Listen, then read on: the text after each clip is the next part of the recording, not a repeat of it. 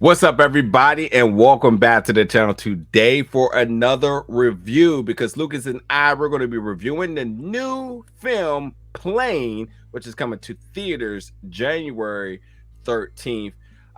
Plane 2023, because I'm absolutely sure there's another film called Plane. But nonetheless, this film releasing this month, January 13th, at 2023, starring Gerard Butler and Mike Colter. And I just want to quickly say that typically in the month of January, a ton of films come out that are just there. They're typically not good. They're not entertaining. And I was optimistic with this one because, one, I like Gerard Butler. I think I like him a lot more than I ever give him credit for. And I think I like him to the same capacity that I like Vin Diesel. I just know what I'm getting. So there was a lot of reasons I wanted to check this out. And oddly enough, January has had pretty decent movies. I think a lot of people were digging Megan. So for whatever reason, the culture of what January films are have not been the same in terms of the previous years, where January just got trash movies that are just like, well, we're not in award season contention and we're not big blockbuster movies, so we'll just go there. It's safe. We'll try to make some money. But I quickly will say that going into this film, knowing what I like about Gerard Butler, knowing what I like about the type of films he's in, I was like, yeah, this is going to be fun. And man, this just blew me away. I had a lot of fun with this film. A lot of different things I kind of want to discuss here. But I'll quickly hand it over to you, Lucas. Your thoughts about this film, Plane. Did you like it? Did you love it? Did you hate it? First, I'm not going to allow you to disrespect Gerard Butler by saying his movie just got thrown in here. This is now the official Gerard Butler window, along with Greenland and this, both releasing at around the same time period. This is now Gerard Butler's blockbuster window. It's January. Fine, I'll take that. Yeah, he's going to find a way to get you intrigued here. Now, as for the movie, again, you know what you're getting from Gerard Butler. It's going to be action. It's going to be little plot. You're going to have stock villains. And you're going to have him kicking butt all over the place. It's a perfect combination of what you expect. As this is what I think I said is Tears Meets the Sun meets Turbulence meets Executive Decision. Like, it's so many things combined that makes this movie seem like it shouldn't work. But then in turn, it works on every level because of that reason. Yeah. At no point in time does the film overly takes itself seriously. Mm-hmm. And as you said, you said it reminded you of a Vin Diesel film. It reminds me of the latest Rambo films. Yeah, absolutely. Absolutely. They're just straight action packed. And Gerard plays the everyday man, which has become like his go-to role now. I think he's the new Bruce Willis. He's perfecting that everyday man in these movies. I can't agree more. I had said, and me and Lucas, we didn't chat about this much beforehand, but I had said to a point that, like, I like Gerard Butler, and I never really realized that, like, the actors that I really enjoy, that, you know, they're not A-list actors, and some may not even consider them B-list actors, but I like who I like. I absolutely need to start echoing Gerard Butler's name out of my mouth a lot more in terms of actors. When I see their films, I know I'm going to enjoy. Now, granted, I did make this statement saying Gerard Butler has never done a bad movie, but I'm just going to let y'all have fun with that in the comments, because I know y'all going to say, oh, there was Geostorm. Okay, yes, okay, yeah, you got me there. That was bad. Or Last Seen Alive. I know for anyone who saw that okay. Man. Now, again, though, you kind of know what you're getting in the Gerard Butler film, but some of them it's so few and far between. He's not someone who consistently does movies that's not going to be enjoyable. Yeah. I mean, Last Seen Alive and Geostorm. Yeah. Those are the only two I can think of on top of my head. I was like, never again will I sit through those. But other than that, it's consistent. Yep. So this film is brought to you by Lionsgate, and this film, and let me say, with everything that's happening right now in terms of traveling via airlines and whatnot, you know, I could easily talk about what happened today, but we did get to check this out early, so it's not important because you can be like, what day? But anyway, for everything happening in terms of logistics and traveling with airplanes, it's already a risky yet scary thing outside of all the other mental things that people endure. So this film not only provides a level of action, I also think it provides a certain quality of horror as well too, which just ultimately makes this film even more enjoyable, because you have Gerard Butler as a pilot, Brodie Torrance, who is just trying to get home for the New Year's. He talks to his daughter and says, I ain't gonna be late. And then, you know, you got to build the emotional connection with him and his daughter. His daughter wants him to be home. He's gonna take this last flight, and he's doing all the things he should do as a pilot, doing his checklist, looking at the direction they're going to go, and realizing there's a storm on the way, and whatever this other person's position is ensures that, hey, it's okay, it's not bad. You have a small a small capacity of passengers, so you're good there, you know.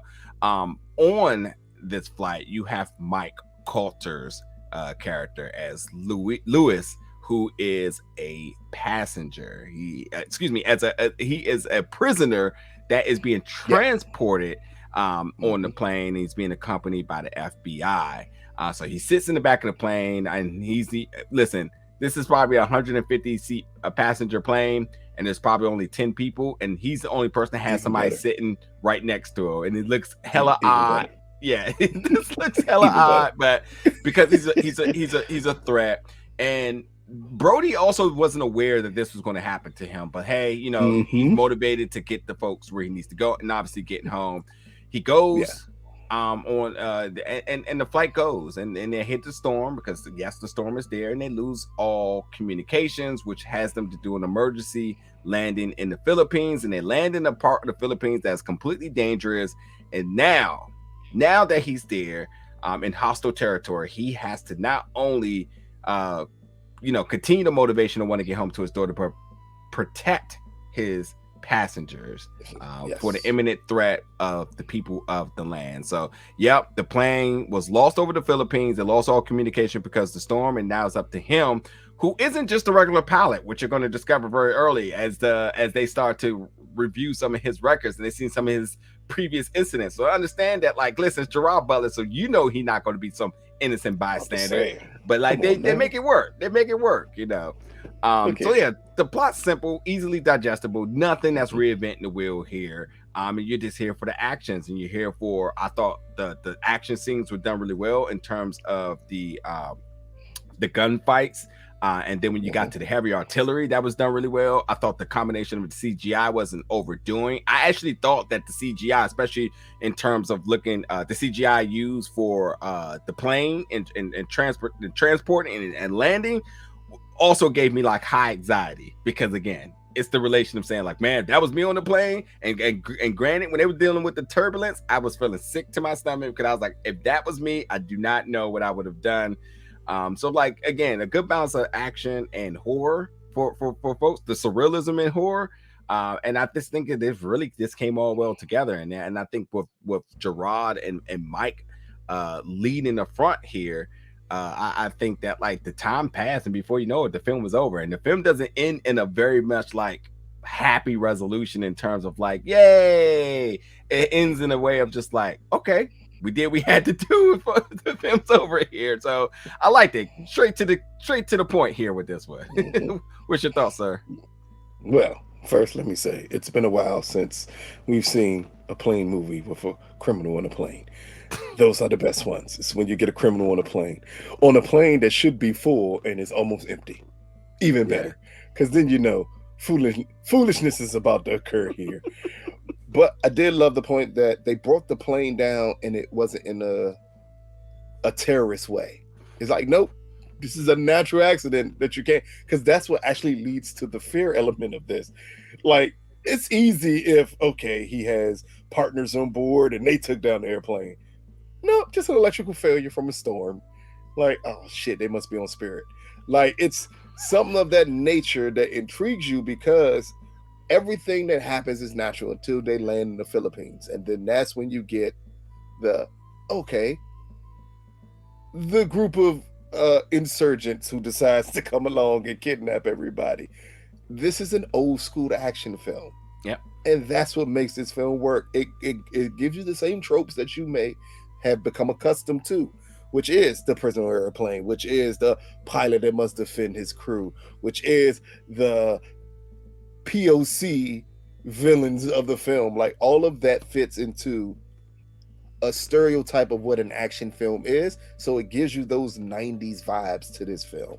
Yeah. Of when these movies were carefree, where you didn't have to worry about being always politically correct, when you got people's heads chopped off and things, when you had those action set pieces that perfectly run.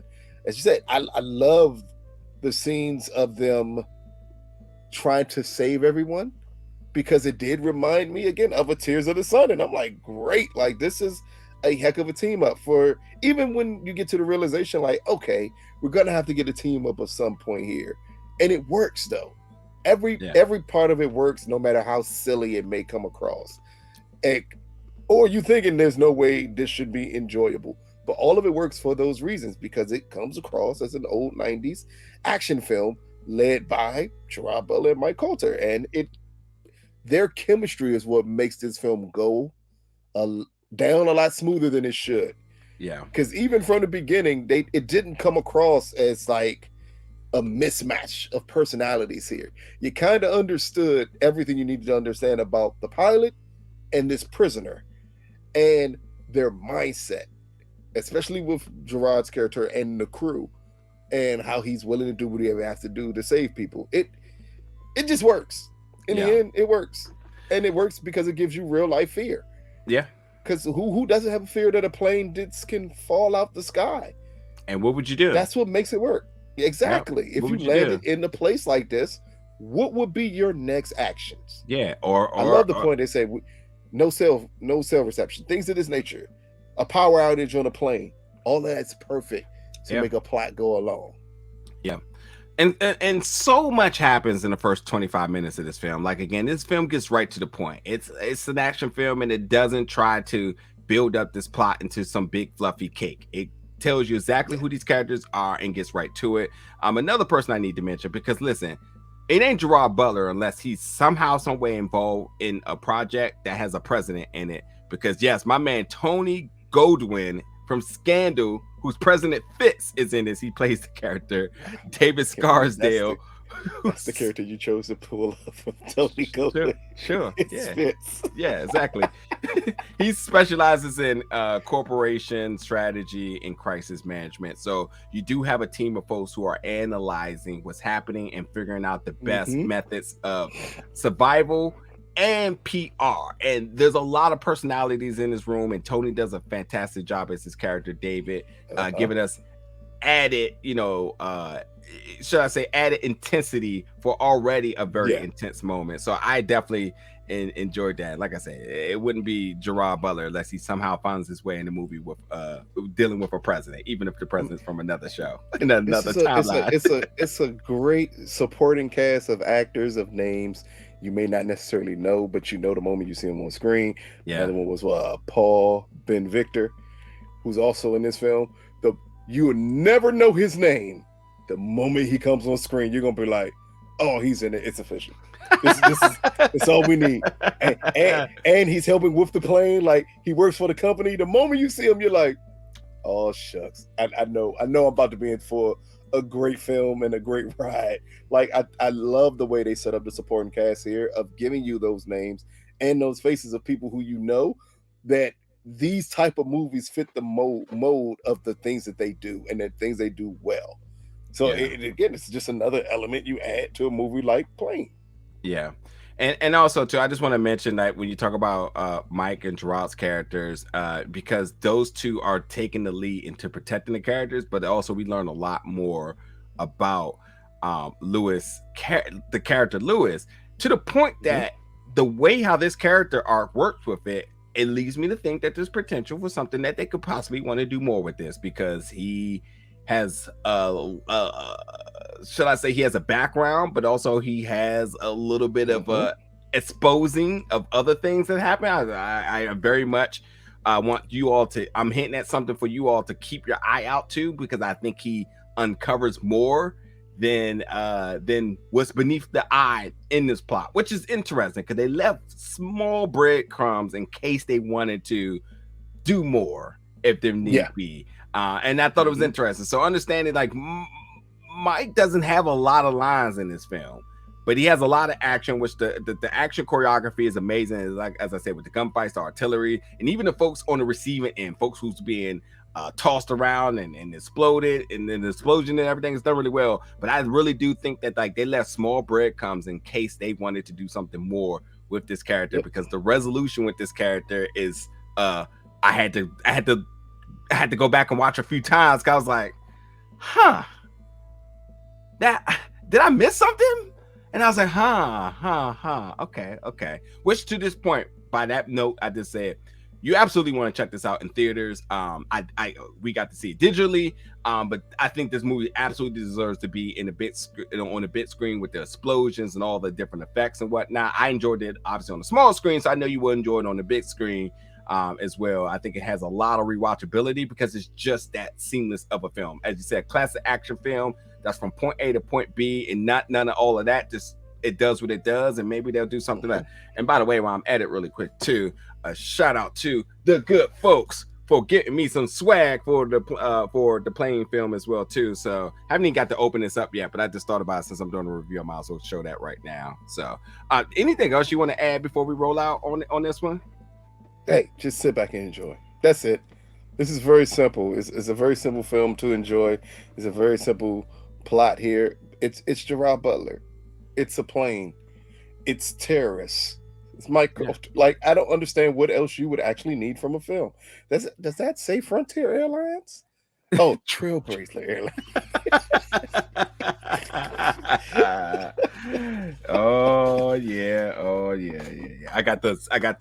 In case y'all just want to see it, because see if I can hold this up for you all. But I got the whole swag kit right there from Trailblazer Airlines. This is actually pretty cool. So and listen, even just having this, I'm not promoting the film in a way that's not genuine. This film was absolutely enjoyable. And again, if you're a big fan of Gerard Butler, you know exactly what you're going to get with him. But the combination of him and Mike was surprising. Yeah. And this film was fun. I don't even know what the runtime is, and I easily could look it up. But the film was paced so well, it felt like no time had passed. Yeah. Easily. It's a quick, enjoyable watch. It's one of the things, and even if per chance you don't get to see it in theaters, that's fine.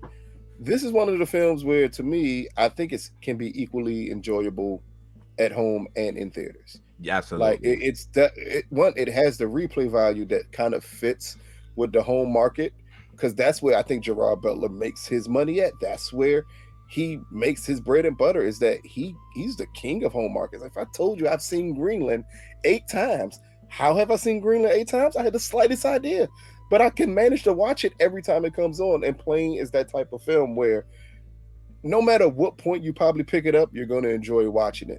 But it's definitely something that if you can catch it on the big screen, catch it on there, and then later on watch it at home and enjoy it. It's definitely one of those films where you get everybody around to watch.